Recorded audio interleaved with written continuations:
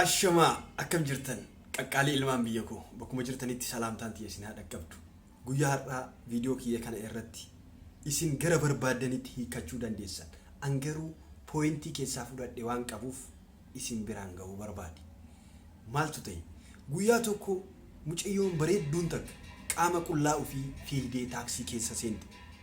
Yeroo isin qaama qullaa ofii fiigdee taaksii keessa seentu namichi taaksii ajaa'ibsiifatee mucayyoo tana ilaaluu jalqaba. Mucayyoonis akka wanti takka hin uumaminitti keerlasii taatee bakka deemuu barbaaddu namicha taaksiitti himte. Namichi taaksii ammas gaafii deebii dhabeef tokko waan qabuuf irra deebi'ee mucayyoo tana ilaaluu jalqabe. Yeroo inni irra deebi'ee ilaalu mucayyoon qaama qullaa jirtu tuni aartee maaliif akkanatti na laalta? Dubartii qaama qullaa argitee hin beektu moo? Ilma namaa qaama qullaa isaa argitee hin beektu moo maaliif na laalta jettee?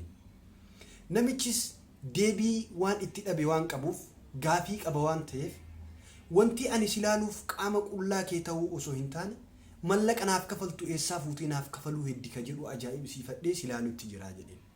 Yaa jamaa as keessatti waan barbaaddan isin keessaa fudhadhaa. Nuti akka namicha taaksii kanaa ta'uu qabna. Dhimma nu ilaallatu qofa yoo dhimma nu ilaallatu ta'e qofa haa laallu. Waan dhimma nu laallanne keessa seennee osoo borcuu barbaannee baay'ee gaariidha. Kanaaf yoo dhimma si ilaallatu ta'e wanni tokko laali. Yoo dhimma si hin ilaallanne taate maal gootaa laalta biraa bahi. Shuf namichi taaksii kuni wanti inni ilaaleef dhimma isa ilaallatu waan ta'e qofaaf malee waan biraatiif miti. Dhimma isiitiif miti ka isi ilaalaa jiru. Ulfaadhaa galatooma.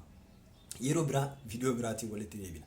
Namoonni YouTube chaanaalii kiyyaaf haarawaa taatan YouTube chaanaalii kiyya ASY Family ka jedhu linkii as gubbaa kana tuqxanii subscribe gochuu ni dandeessu. Yoo barbaaddan family kiyya ta'a, yoo barbaadin dhiisa. Ulfaadhaa galatooma. Yeroo biraa viidiyoo biraatiin walitti deebina. Bye bye.